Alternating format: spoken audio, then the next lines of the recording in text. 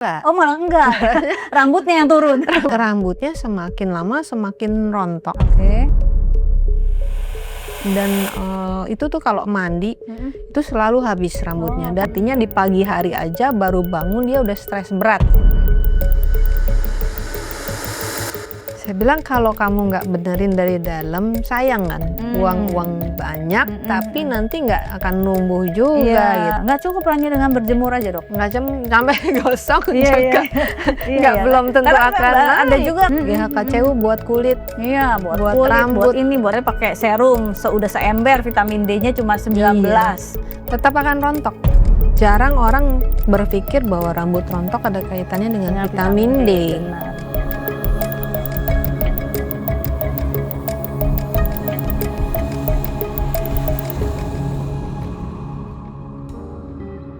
Ketemu lagi dengan Dr. House Podcast ya di Women's Room. Sekarang saya berdua sama Dr. Henny mau bongkar-bongkaran tentang apa kita sekarang? Bongkar-bongkaran tentang rambut.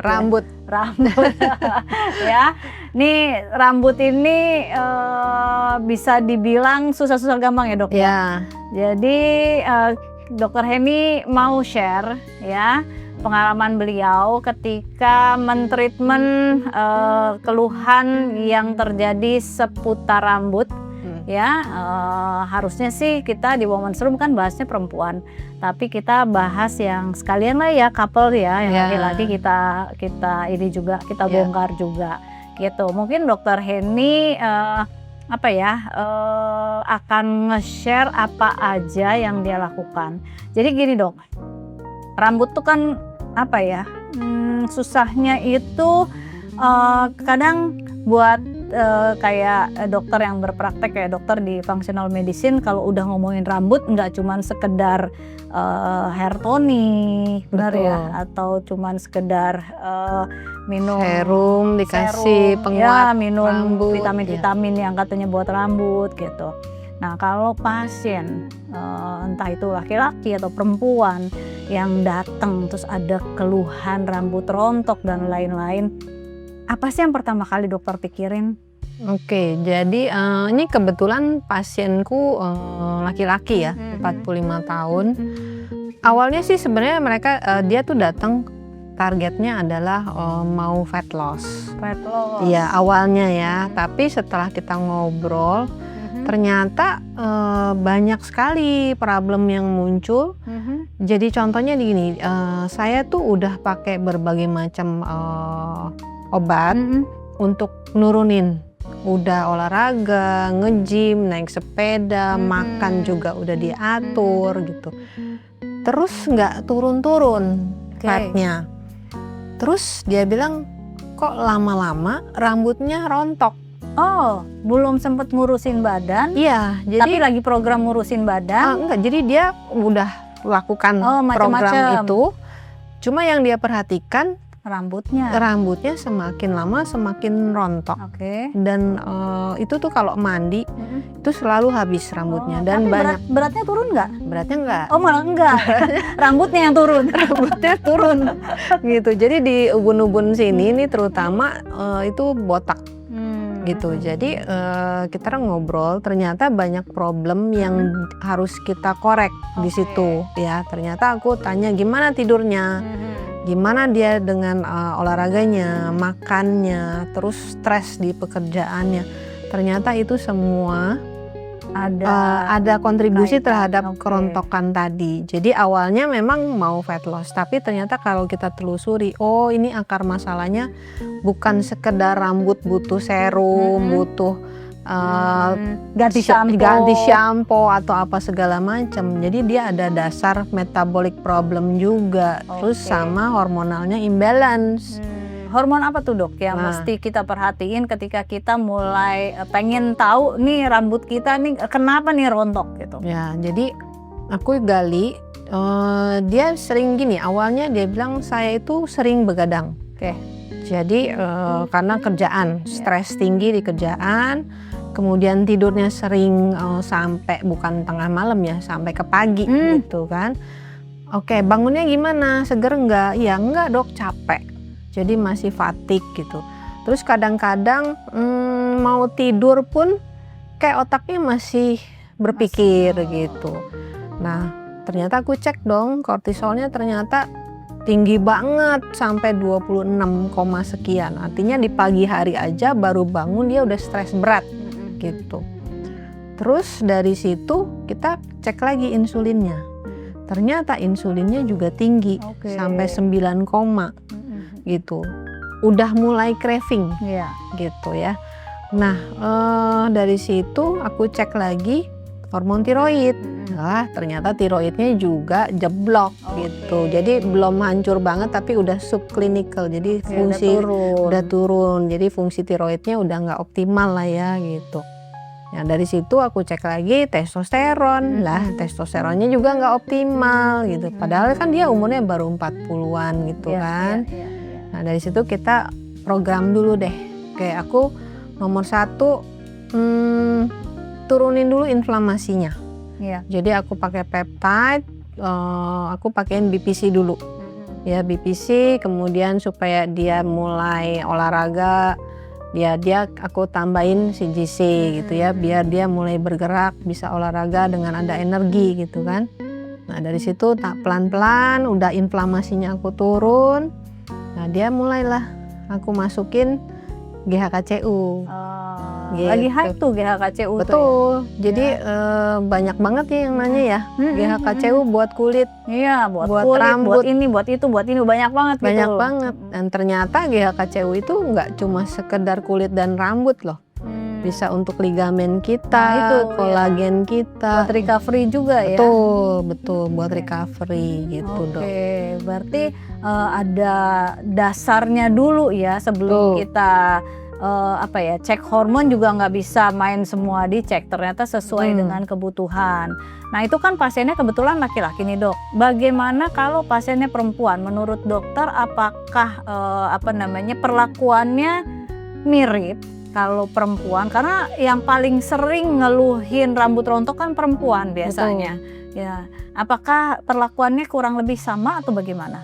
Perlakuannya kurang lebih sama. Kalau misalnya ya seperti tadi ya, lifestyle-nya tidurnya sampai tengah malam, nah itu kan akan mempengaruhi kortisol gitu ya. Terus kayak misalnya insulin dia berantakan, tiroid dia berantakan. Ini semua kurang lebih laki dan perempuan hampir sama. Cuma mungkin perbedaannya pada laki-laki kan kita cek testosteronnya ya, free testonya berapa. Kalau perempuan ya kita lihat estrogennya, progesteron dan sebagainya gitu. Jadi emang ternyata bayangannya ketika rambut rontok kan simple. Ya, sesimpel ya itu tadi, pakai serum sama ganti sampo. Ternyata ada hormon-hormon yang terlibat ya. Betul. Sekarang gini dok, kalau misalnya kita pengen tahu tiroid, apa aja sih yang mesti diperiksa dari tiroid itu? Hormon tiroid itu kita ceknya apa gitu. Kadang-kadang pasien kadang-kadang nih ya, mungkin dia berpikir nanti kalau ke dokter udah bawa hasil lab gitu. Jadi cek dulu deh gitu, belum nanya sama dokter nih, cek dulu deh, nanya dong sama orang labnya, saya mau cek tiroid, apa nih yang mau dicek, yang dicek taunya cuman ternyata nggak lengkap. Nah kalau menurut dokter, kalau kita mau cek tiroid baiknya apa yang dicek? Nah jadi kita harus ceknya gini, nomor 1 adalah TSHS. Ya, TSHS kenapa gitu, karena thyroid stimulating hormone, artinya dia memicu dari pusat. Ya kan, dari pusat kita hipotalamus keluar stimulating hormone, turunnya kemana gitu kan. Nah dari situ pituitari gitu kan, pituitari nanti dia kita lihat free T4-nya berapa. Nanti dari situ turun lagi ke tiroid, free T3-nya berapa. Lalu ada satu hal yang jarang kita periksa nih dok, ya reverse T3. Reverse T3. Ya, jadi kenapa reverse T3 kita mau tahu apakah dari free T4 ini turunnya ke free T3 atau ke reverse T3 gitu. Karena reverse T3 ini bentuknya nggak aktif kan. Jadi bentuk aktifnya adalah free T3. Nah, kadang-kadang pasien bawa hasil lab cuma bawa T3-nya aja atau TSH dan T3. Nah ini kan jadi susah ya untuk menilai berapa sih bentuk aktifnya gitu. Tadi aku udah sempat nanya ya lab yang akan dokter butuhkan untuk mentreatment rambut rontok. Nah ini kalau lihat dok bisa dibantu diterangin nggak nih dok labnya pada pasien yang dokter periksa ini? Oke, jadi ini pasien pada tanggal 10 Februari ya datang, aku periksain dulu nih hematologi lengkap. Ya, jadi kita bisa lihat dia kadar leukositnya kan ada yang tinggi ya dok, tinggi itu ya, 73, 14, ya 98, artinya masih apa? pada ini ya? Iya, berarti kan dia inflamasi gitu ya. Kemudian kita lihat ini fungsi livernya masih oke. Kemudian kita lihat total kolesterol 236, ini nggak terlalu kita kutak-kutik dulu ya dok. Lalu triglyceridnya sebetulnya juga nggak terlalu tinggi. Tapi yang bisa kita lihat ApoB atherogenic particle kolesterolnya udah ada sedikit naik nih dok. Ya, kemudian non HDL kolesterolnya juga ada naik. Nah, yang jadi concern aku adalah kita lihat HbA1c-nya 6,2. Udah lebih dari 5,7. Nah, sini malah patokannya ini kurang dari 5,7 kan. Nah, kita lihat insulin puasanya udah 9,2. Kalau kita hitung HOMA IR-nya artinya dia udah lebih, ya kan? Nah, ini kan udah menunjukkan bahwa terjadi sesuatu peradangan di dalam tubuhnya. Ya. Nah, kemudian kita lihat lagi vitamin D-nya. Vitamin D-nya rendah banget. Betul. Jadi bagaimana mau tumbuhin rambut atau mau fat loss kalau nggak punya vitamin D yang cukup gitu. Nah, hormonnya kita lihat kortisolnya. Ini pagi hari dia udah mencapai 26,57. Artinya dia dalam kondisi badannya benar-benar bangun-bangun stres gitu kan. Nah, kita lihat free T3-nya. Kalau di parameter ini kan kayaknya masih range ya. Tapi sebenarnya ini masuk ke suboptimal kan, jadi klinikal normal kan? Rendah mungkin. Normal rendah gitu ya. Nah, ini yang kadang-kadang kita sebagai dokter juga nggak aware. Kita nggak memperhatikan free T3-nya. Iya, betul. Gitu. Padahal free T3 juga membantu untuk pertumbuhan sel rambut. Betul. Gitu. Nah, kita lihat fungsi dari hormon FSH-nya, dia udah low. Ya, kalau untuk ini kan idealnya kan 1,4 sampai 18, tapi dia kan udah ya nyaris ke bawah. Gitu. Udah mulai turun ya. Udah mulai turun ya. Kemudian kita lihat estradiolnya masih oke lah. Cuma artinya di sini sayang ini waktu itu pasiennya nggak sempat ngecek free testosteron. Jadi belum sempat aku cantumin di sini. Nah, berangkat dari data ini aku mulai men-treat dulu nih. Ya, jadi nah ini contoh rambutnya nih ya, Dok. Ini sebelum 7 Februari kayak gini. Botaknya kan cukup luas. Ya. Nah, setelah di treatment kita lihat nah udah mulai kelihatan tumbuh rambutnya. Tadinya ini kan kosong banget. Nah, ini kombinasi kita gunakan peptide sama diberikan injeksi sekretome. Oke, ternyata buat para ibu-ibu di sana yang suaminya mulai mengalami kebotakan, mungkin terlalu sering dielus. Iya, lo kan kita lagi bahas di Women's Room nih. Women's Room kan berarti topiknya bisa buat ibunya, anaknya, bapaknya gitu. Nah, jadi harus aware. Kalau suami jangan dibiarin lah, kasihan lah rambutnya udah mulai menipis gitu ya kan. Ternyata tidak sesimpel kita cuma ganti sampo-nya aja gitu. Betul. Ada faktor-faktor metabolik yang mesti sampai hormonal yang mesti kita perhatiin gitu kan. Jadi ntar milih suplemennya juga mesti benar sesuai gitu. Ada hubungannya nggak dok kalau misalnya kadang-kadang kan kita suka dengar gitu kan, oh minum zat besi lah kalau misalnya ini rambutnya rontok gitu. Nah ada nggak sih hubungannya? Kalau aku biasanya nggak langsung kasih zat besi dok ya. Jadi kalau memang idealnya kita mau cek ferritinnya berapa sih. Artinya harus ada alasan dulu ya. Ada alasan apakah memang dia butuh zat besi atau enggak gitu. Jadi enggak serta-merta semua pukul rata kita kasih. Jadi kadang-kadang gini ya dok. Memang kerontokan rambut kan banyak faktor. Ini kebetulan aja kita bahas karena kasus dari hormon dan sebagainya kan. bisa juga jangan-jangan rontok karena jamur, oke. ya kan, ketombe Iya, atau iya. ada inflamasi lain bisa menyebabkan kerontokan juga gitu. Tapi kalau yang simpel kayak gitu kan, misalnya dengan kita memberi Anti-jamur, serum, anti jamur, shampoo, biasanya dia akan reda sendiri, Iya. akhirnya bisa numbuh lagi. Tapi kalau dengan case yang ada gangguan internalnya, hormonalnya, ya biasanya pakai shampoo, serum, ya nggak mempan Nggak juga. mempan, Karena iya. kita nggak perbaiki dari dalam. Iya, iya. Tapi pernah dengar juga kayak misalnya rambutnya banyak ketombenya gitu kan.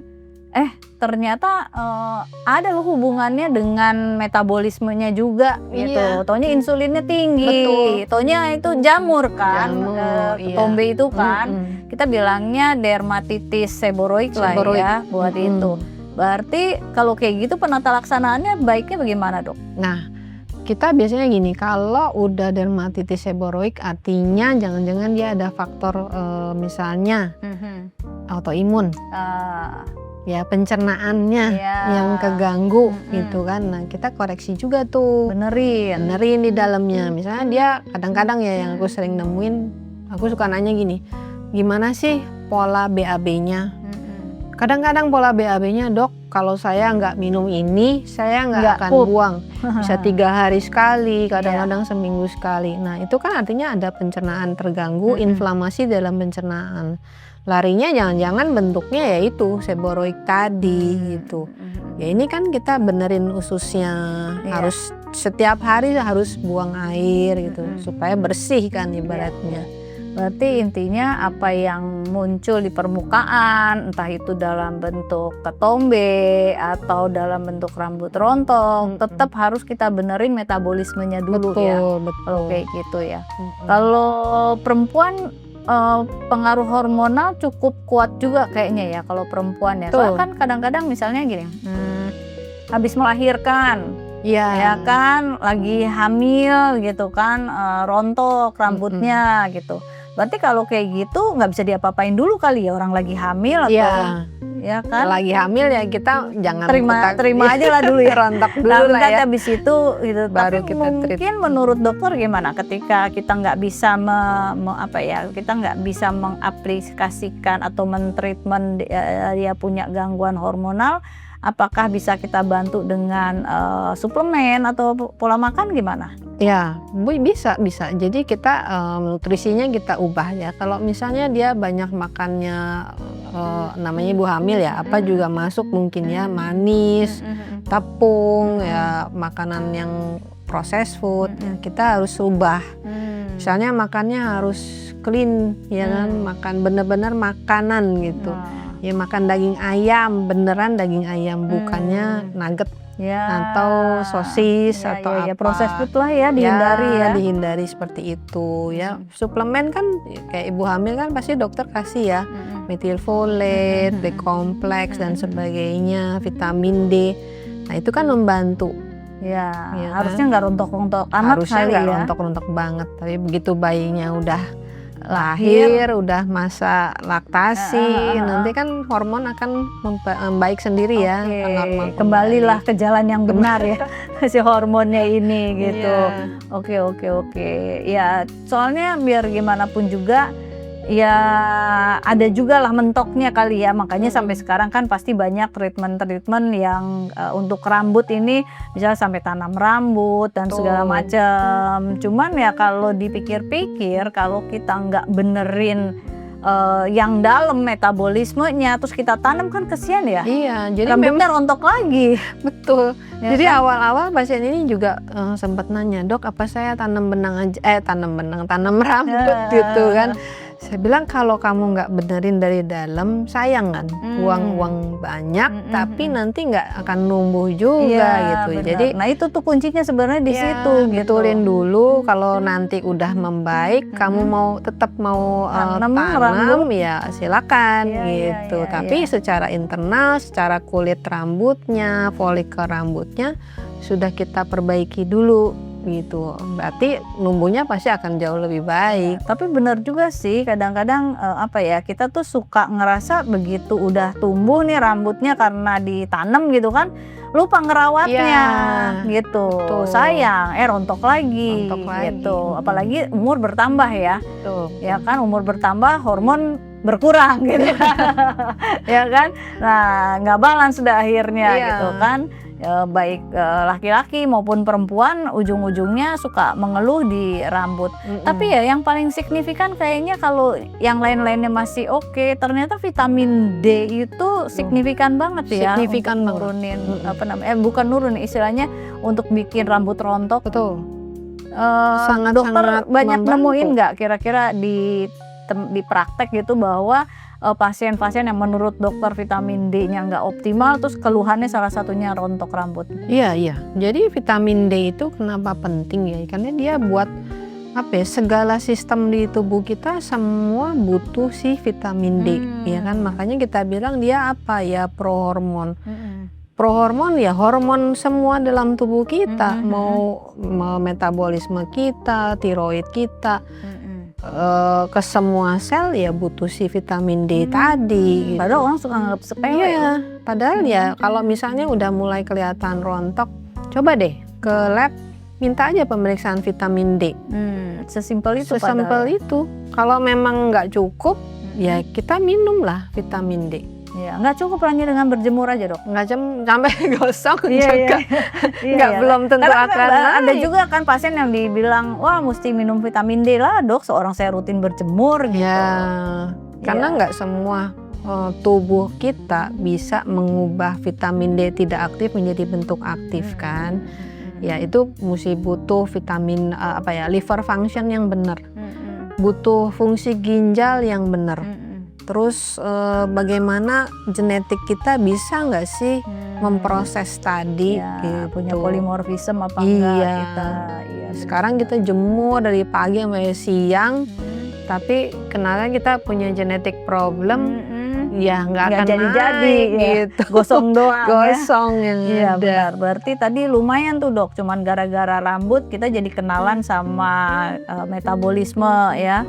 Sama si tadi dokter udah sempet mention gula darah, insulin dan lain-lain ya. Jadi kalau tadi kan kayak pasien tadi ya, HbA1c-nya udah mulai ke 6,2, insulinnya juga udah merangkak gitu ke atas gitu kan. Itu buat sumber inflamasi. Terus habis gitu vitamin D. Ya. Apalagi ya, Dok, tadi ya? Kita lihat deh. Jadi awalnya kan vitamin D-nya 19 ya.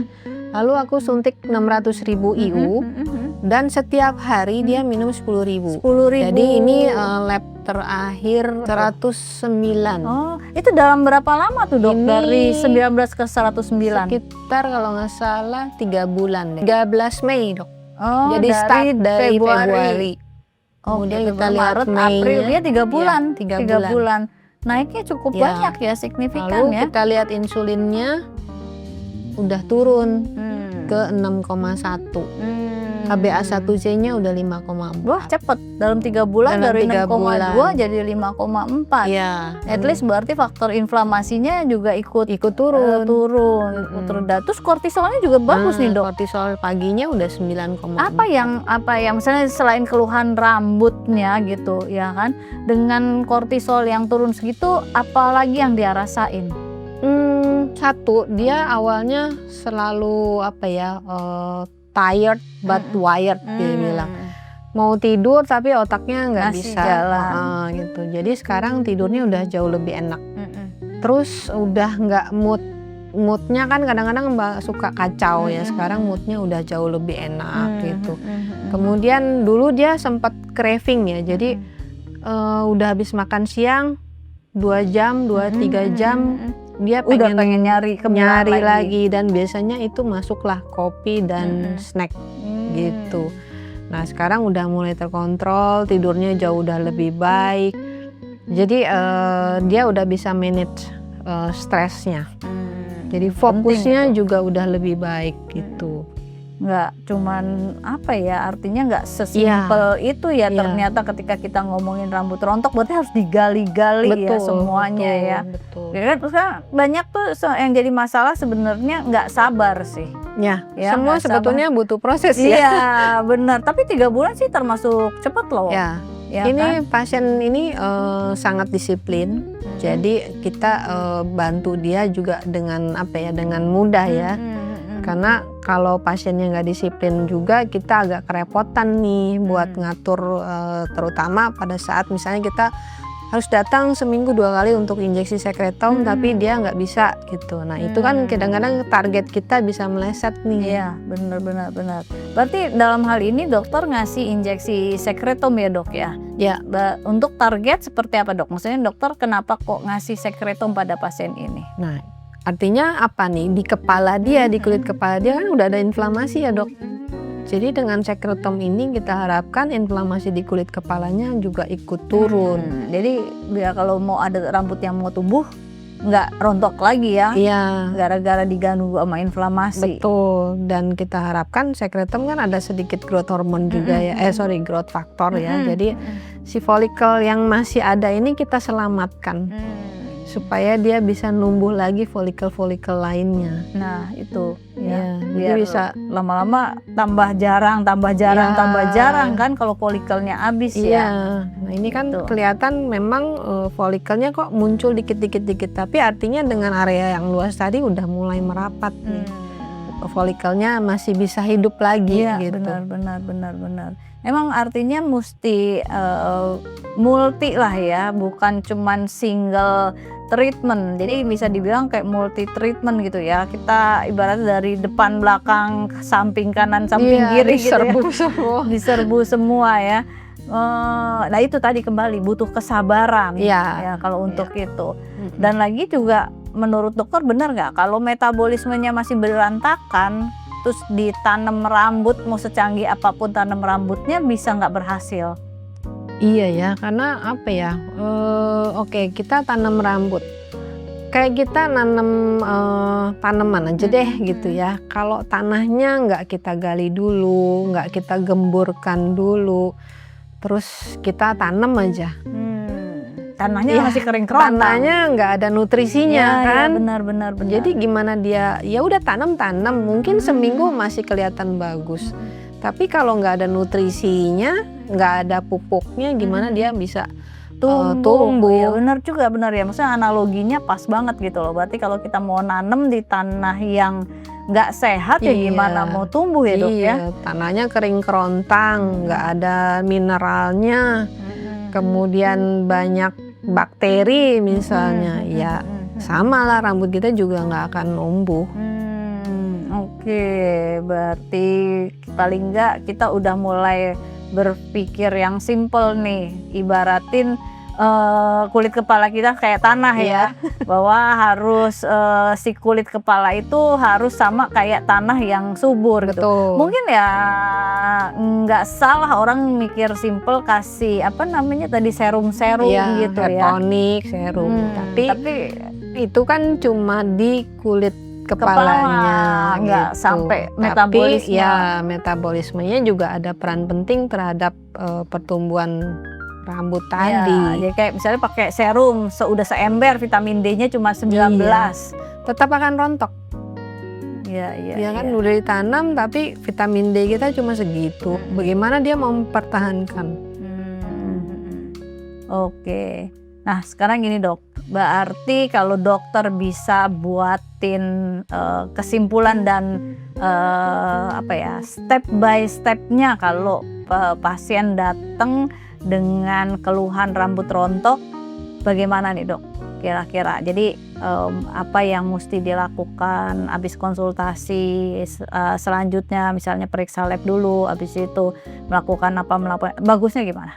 Ya, jadi kalau idealnya ya pasien datang kita konsultasi dulu, kita cari tahu problemnya, nggak sekedar hanya rambut saya rontok. Tapi bagaimana kita lihat internal kita, metabolisme kita, hormon-hormon kita, bagaimana lifestyle kita, apa yang kita makan, bagaimana kita berolahraga. Nah ini memang semuanya mesti kita korek. Ya selain itu ya lab itu juga penting sebagai panduan kita.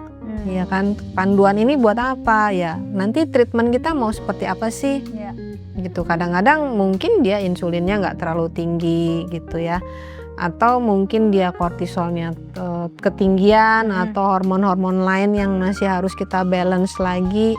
Nah, PR-nya kan nanti harus ada panduan seperti itu. Ya. Sebelum treatment bagaimana dan setelah treatment bagaimana. Labnya.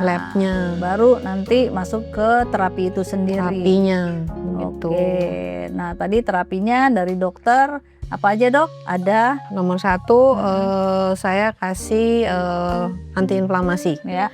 BPC. Oke, Ya. peptide tuh ya, Dok ya. Peptide itu Oke. peptide. BPC ini senengnya gini loh. BPC ini punya sifat kayak regenerasi atau angiogenesis ya. Dia membentuk aliran Darah baru. pembuluh darah baru. Tapi dia fokus pada area yang memberikan sinyal. Jadi misalnya kayak area kepala ya. Pasti kan di kepala dia rontok itu artinya ada inflamasi. Sinyal itu akan ditangkap oleh BPC tadi sehingga BPC akan membantu pembentukan jaringan pembuluh darah baru di kulit kepala. Otomatis kalau alirannya bagus, ya si rambut tadi yang masih ada kan dapat nutrisi kan dari aliran darah itu. Kedua, aku berikan CJC. DPC dulu, Dok. DPC yang dokter kasih ini disuntikin ke kepala atau Oh gimana? enggak, jadi kita suntiknya di perut aja. Oh, oke. Jadi nyampe tuh ya ke kepala ya. Karena BPC kan dia nggak cuma di area perut tapi ke Iya. seluruh tubuh. Oke. Ya, tubuh-tubuh yang ada inflamasi pasti kasih sinyal inflamasi dan dia akan memancing BPC tadi akan ke tempat yang target. inflamasi Oke. gitu.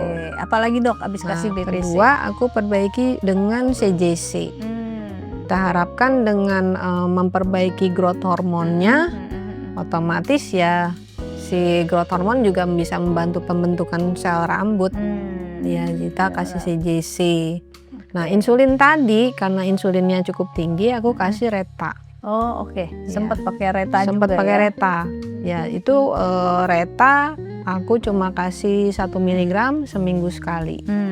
Ya, bisa lihat dengan dosis kecil aja udah membaik iya, ya, betul, jauh betul. gitu. Lalu terakhir baru aku masuk GHKCU. Oh, oke. Ya, GHKCU juga suntik di area perut. Oke. Berarti lumayan bervariasi ya peptide yang bisa dipakai ditambah dengan sekretom sebagai antiinflamasi dan growth factor ya. Betul. Kebutuhan growth factor untuk area kepala rambut. gitu. Terus kira-kira nih, Dok, apa yang mau dokter kasih pesen nih ke ibu-ibu yang dengerin atau mungkin siapapun yang dengerin kalau misalnya nih datang dengan keluhan rambut rontok, dokter mau nasihatin apa buat lifestyle-nya? Oke, nomor 1 ya. Jadi kalau kita ngalamin rambut rontok, yang paling gampang kalau belum mau ke dokter ya, ke lab dulu deh.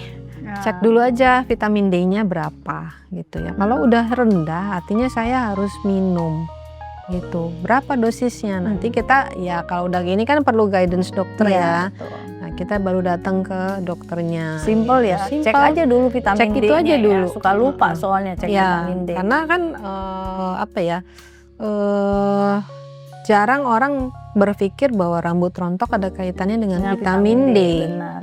Gitu. Kalau udah tahu oh ternyata sangat rendah, kita mesti ngapain Iya, kayak nih? pasien tadi ya cuma 19. 19. Betul. Ya, jadi seringkali orang datang rambut rontok, terus ya udah misalnya adalah banyak lakukan misalnya PRP, microneedling. Bukannya salah, tapi ada hal lain yang Lebih harusnya krusial lah lebih ya. krusial gitu buat ngebantu pertumbuhan dan membantu treatment-treatment lainnya gitu. Iya, oke. Sip.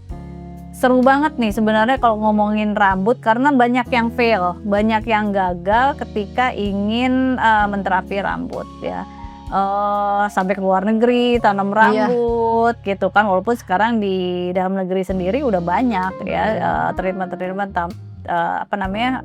tanam rambut itu sendiri. Tanam rambut itu suatu terobosan yang cukup inovatif ya, cuman ya sayang tidak murah juga gitu. Bayangin udah kita melakukan treatment yang tidak murah ya. Terus Gagal. sayang banget ya. Jadi apa yang tadi disampaikan sama Dokter Heni itu basic ya, dasar-dasar gimana caranya kita mentreatment atau melakukan lifestyle atau melakukan screening supaya kedepannya tanah ya, kalau kita analogiin kayak kulit kepala kita itu tanah, jadi tanahnya subur. Benar ya dok ya? Nah itu yang tadi disampaikan oleh Dokter Heni. Mudah-mudahan ya apa yang pengalaman Dokter Heni mentreatment pasien dan ternyata berhasil ya, itu bisa jadi bekal ketika kita nanti mau melakukan treatment juga buat orang-orang yang ternyata punya keluhan yang sama. Ya, sehingga tidak tidak berlarut-larut karena kan faktor umur juga ya, makin berumur tentu makin sulit. Benar. Jadi bagaimana caranya kita secepatnya mendapatkan pertolongan yang sesuai supaya bisa numbuhin rambut lagi. Gitu ya dok ya? Oke, makasih semuanya. Mudah-mudahan diskusi kita saat ini bisa menjadikan pandangan baru ketika kita ingin mentreatment rambut rontok atau kita ingin tetap mempertahankan hasil bila habis tanam rambut. Benar ya? Oke, terima kasih Dokter Heni. Sama-sama, terima kasih. Mudah-mudahan pada dengar bermanfaat. Iya, bermanfaat ya. Sampai ketemu lagi di Women's Room berikutnya dengan Dr. Haus. Bye-bye.